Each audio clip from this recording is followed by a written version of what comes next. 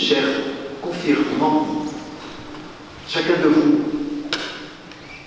m'a écrit une lettre et je vous redis des lettres merveilleuses qui témoignent que vous vivez une période intense de votre destinée sur la terre, une période qui, grâce à Jésus, donne une grande densité à votre existence. Pour votre confirmation, nous avons la joie de la visite de Thérèse. L'une d'entre vous m'a écrit dans sa lettre le sens que cela avait pour elle. Et je lis: sur mon chemin, Sainte Thérèse est venue à moi. Elle m'accompagne de ses poèmes et m'écoute dans mes prières. Je me sens en confiance grâce à elle. C'est un bonheur de recevoir la confirmation en présence de ces reliques. Qui est Thérèse?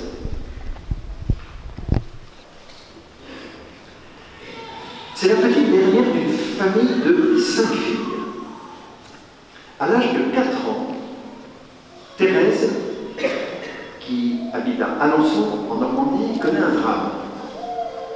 Sa mère décède d'un cancer du sein.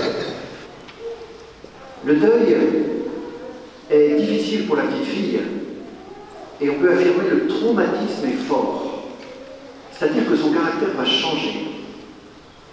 Avant ses 4 ans, Thérèse est une petite fille vive, tonique, joyeuse et dynamique, toujours en mouvement, espiègle, avec un esprit vif et une intelligence précoce. Avec le décès de sa mère, elle se replie sur elle-même. Elle devient introvertie, sensible, hypersensible. Elle manque de confiance en elle. Elle a tout le temps besoin qu'on s'occupe d'elle. Il faut qu'on l'encourage. Par exemple, vous voyez, en été, les soirs d'été, quand il a fait chaud dans la journée, il y a des géraniums dans le jardin, il faut les arroser. Alors, si Thérèse arrose les géraniums et qu'on oublie de la remercier, elles font en larmes.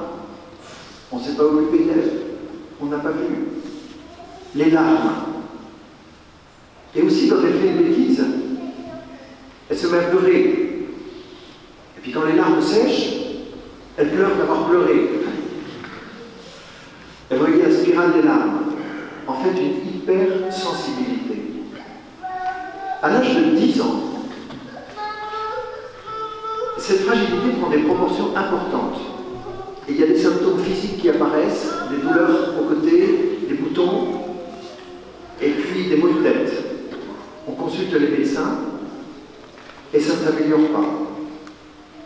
Et on approche de la fête de la Pentecôte, et M. Martin, son père, Louis, veut prier, puisque les médecins de la terre n'ont pas réussi, d'appeler le ciel.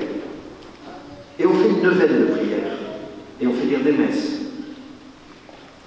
Et puis, la Pentecôte arrive, il n'y a pas eu d'amélioration, et le jour de la Pentecôte, on dirait c'est pire que tout.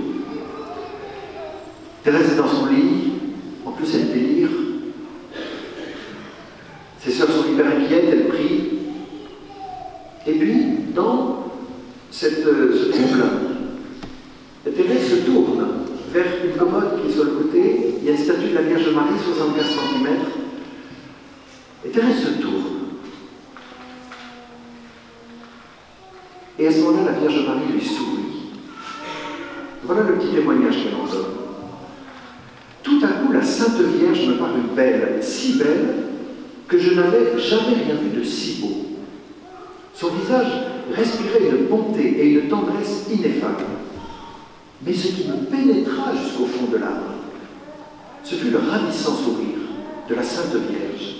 Alors toutes mes peines s'évanouirent. 2 grosses larmes jaillirent de mes paupières et coulèrent sur mes joues. Ah, pensais-je, la Vierge m'a souri, que je suis heureuse. Alors soyons clairs, Thérèse n'est pas guérie physiquement, mais elle est apaisée. Apaisée psychologiquement et spirituellement. La Vierge Marie demeurera très présente dans la vie de Thérèse. Son sourire, l'accompagne. Le dernier de ces 54 poèmes qu'elle écrit, l'un des plus longs, sera dédié à Marie. Elle écrit ce poème à l'âge de 24 ans alors qu'elle est déjà très malade, la tuberculose. C'est un poème de la confiance. Elle sait que sa mort est proche. Et elle a cette espèce de trait d'humour et d'audace en pensant que, comme Marie lui a souri à l'âge de 10 ans, ben, elle va pouvoir aussi lui sourire. Écoutez comment elle dit la chose. Toi qui vins me sourire au matin de ma vie, viens me sourire encore, mère. Voici le soir. C'est touchant, d'intimité et de force d'âme dans le lien avec Marie. Pourquoi Thérèse est-elle nommée patronne des missions, patronne universelle des missions? Et pourtant, elle n'a jamais quitté la Normandie, hormis un pèlerinage à Rome. Elle n'est pas partie en mission, on va dire qu'elle fut missionnaire chez elle. En famille d'abord, et puis à partir de l'âge de 15 ans, au Carmel. Voici 3 anecdotes qui nous donnent la clé. Pourquoi Thérèse est patronne des missions? Et je pense à vous, chers confirmants aujourd'hui, car vous recevez avec la confirmation le sacrement des témoins, c'est-à-dire le don de l'Esprit Saint pour une plénitude dans votre personnalité qui fait de vous des témoins.